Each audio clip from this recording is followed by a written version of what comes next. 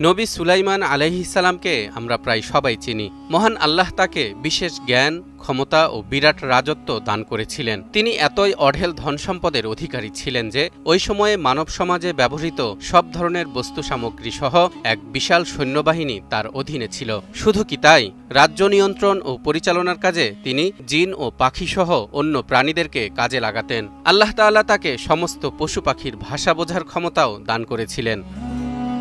সুলাইমান আলাইহিস সালামের বিভিন্ন অলৌকিক ঘটনা আমরা অনেকেই জানি, যেমন জিনদেরকে দিয়ে মসজিদুল আকসা নির্মাণ এবং রানী বিলকিসের সিংহাসন স্থানান্তর, হুদহুদ পাখিকে দিয়ে পানির উৎসের সন্ধান এবং বিভিন্ন খবরাখবর প্রেরণ ইত্যাদি। তবে আজ আমরা কথা বলবো সুলাইমান আলাইহিস সালামের সাথে পিঁপড়ার একটি দলের কথোপকথন নিয়ে, যেই কথোপকথনের মাঝে লুকিয়ে আছে এক আশ্চর্যজনক বৈজ্ঞানিক তথ্য, যে তথ্যটি বর্ণিত হয়েছে সূরা নামলের 18 নম্বর আয়াতে। পবিত্র কোরআনের কিছু সূরা বিভিন্ন প্রাণীর নামে নামকরণ করা হয়েছে। সূরা আন-নামল তার মধ্যে একটি। নামল অর্থ পিঁপড়া বা পিপীলিকা। মূলত পিঁপড়ার সাথে কথোপকথনের কারণেই এই সূরার নাম আন-নামল রাখা হয়েছে। বৈজ্ঞানিক তথ্য ছাড়াও এই সূরার মাঝে এমন কিছু বিষয় আছে যা আমাদের জন্য গুরুত্বপূর্ণ বার্তা বহন করে। দর্শক, সব তথ্যগুলোই আমরা বলার চেষ্টা করব, তবে সেজন্য ভিডিও শেষ পর্যন্ত আমাদের সঙ্গেই থাকতে হবে। একদিন হযরত সুলাইমান আলাইহিস সালাম তার বিশাল সেনাবাহিনী সহ একটি এলাকা অতিক্রম করছিলেন। ওই সময় তার সাথে ছিল জিন, মানুষ এবং পক্ষীকুল। যে এলাকা দিয়ে তারা যাচ্ছিলেন সেখানে বালির ঢিবির মতো পিপীলিকাদের বহু বসতঘর ছিল।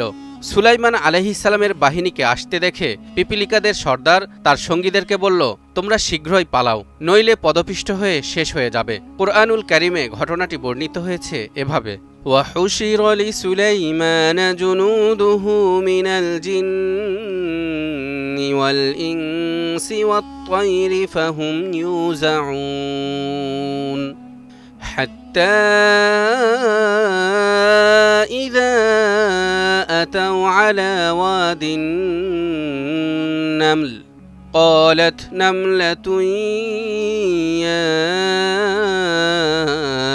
أيها النمل ادخلوا مساكنكم لا يحطمنكم سليمان وجنوده وهم لا يشعرون।